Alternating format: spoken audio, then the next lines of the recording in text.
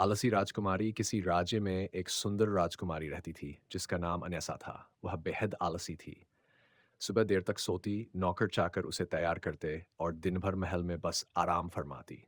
न पढ़ाई में रुचि थी, न किसी खेल कूद में। राजा रानी उसकी इस आदत से बहुत परेशान थे।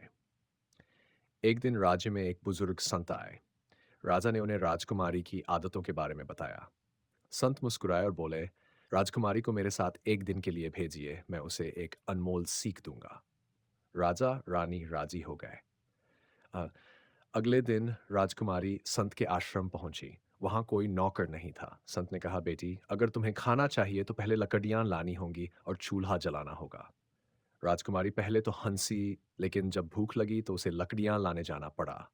फिर उसे खाना बनाने में भी मेहनत करनी पड़ी। दिन भर काम करने के बाद उसे समझ आया कि महल में जो आराम है वह दूसरों की मेहनत का फल है। जब वह महल लौटी तो वह पहले जैसी आलसी नहीं रही। अब वह पढ़ाई करने लगी, अपने काम खुद करने लगी और दूसरों की मदद करने लगी। राजा रानी बहुत खुश हुए और संत को धन्यवाद दिया। मेहनत का स्वाद सबसे मीठा होता है। जो स्वयं परिश्रम करता है वही सच्ची खुशी और आत्मनिर्भरता का अनुभव करता है।